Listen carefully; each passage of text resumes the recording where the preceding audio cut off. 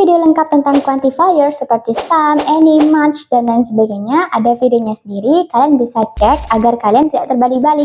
Halo teman-teman, jumpa lagi bersama gue di channel Math Course. Di video kali ini kita akan belajar tentang perbedaan antara there is dan juga there are. Udah lengkap ada pengertian, jenis, contoh, latihan soal, dan juga template PPT yang bisa kalian akses secara gratis tanpa internet. Jadi buat kalian yang nggak punya aplikasi premium, nggak usah khawatir. Cukup dengan download linknya ada di deskripsi video, lalu kalian masukkan passwordnya bisa kalian dapatkan di beberapa menit tertentu video ini. Jadi jangan sampai di skip ya, biar nggak ketinggalan. Selain itu jangan lewatkan untuk mendapatkan hadiah menarik bagi yang udah like, comment, subscribe, dan pramuka terbaik di setiap kuisnya. Nggak pakai lama, langsung aja check it out. Don't forget to subscribe, like, comment, and share to support Math Course channel. Pertama-tama kita akan membahas tentang there is. There is adalah frasa dalam bahasa Inggris yang digunakan untuk menyatakan keberadaan suatu benda tunggal atau uncountable noun. Di mana uncountable noun adalah kata benda yang tidak bisa dihitung satu persatu, seperti contohnya air, susu, minyak, dan lain sebagainya. Untuk video lengkap tentang countable, benda yang bisa dihitung, serta uncountable noun, benda yang nggak bisa dihitung, kalian bisa langsung tonton video khusus countable dan uncountable. Karena ada banyak aturan yang tertulis untuk kedua jenis noun ini. Contoh kalimatnya, there is a cat under the bed. There is some milk in the fridge. There is a problem we need to solve. Nah, karena there is ini itu identik bisa digunakan untuk kata benda tunggal atau singular noun, maka harus ada artikel di depannya kata benda tersebut, seperti a, an, ataupun the. Contohnya tadi ada a cat, lalu juga ada a problem. Untuk perbedaan penggunaan antara a, an, dan juga the, itu kalian bisa tonton video tentang articles atau perbedaan antara a dan juga an, biar konsentrasi kalian nggak ke-distract. Nah, selain itu, there is juga bisa untuk uncountable noun, kata benda yang tidak bisa dihitung seperti milk contohnya ini ya. Tapi ini berbeda, kita tidak bisa menambahkan artikel di depan, karena syarat dari uncountable noun kita nggak boleh pakai artikel. Jadi kita bisa pakai quantifier ataupun yang lain untuk pendahuluan sebelum milk itu tadi. Untuk video lengkap tentang quantifier seperti sum, any, much, dan lain sebagainya, ada videonya sendiri, kalian bisa cek agar kalian tidak terbalik-balik kapan menggunakan sum, any, dan lain sebagainya.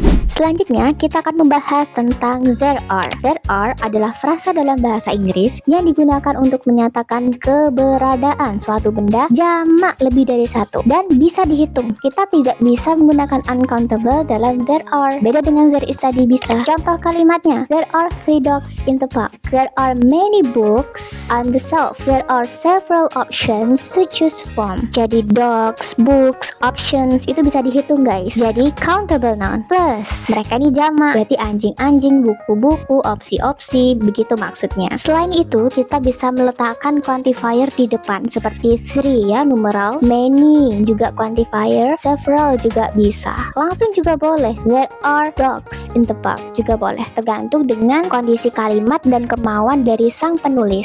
Nah, many, some, dan juga several itu salah satu jenis dari quantifiers. Untuk lebih lengkapnya, kalian bisa tonton video tentang quantifiers atau langsung perbedaan antara many dan juga some itu ada videonya sendiri.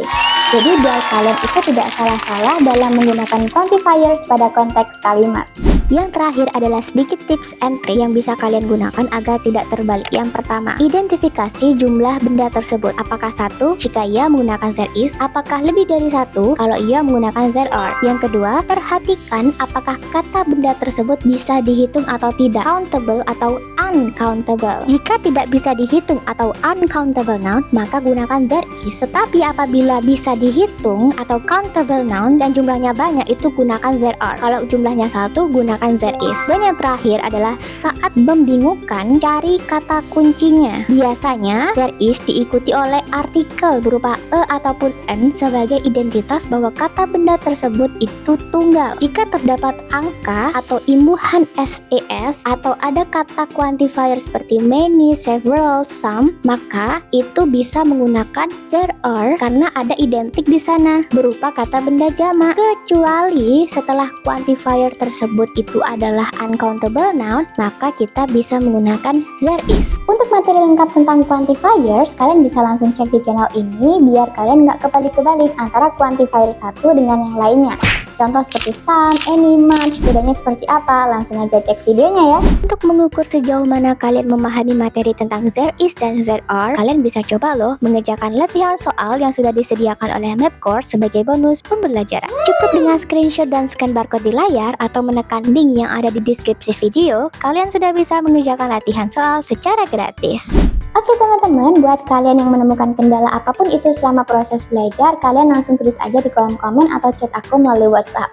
Misal nggak paham suatu materi apa, atau mau ujian, mau lomba, dan lain sebagainya, atau juga mau bahas soal-soal tadi, kenapa ya kok salah, kok ini jawabannya, gimana penjelasannya, langsung tulis aja di kolom komen. Oke? See you in the next video. Bye-bye!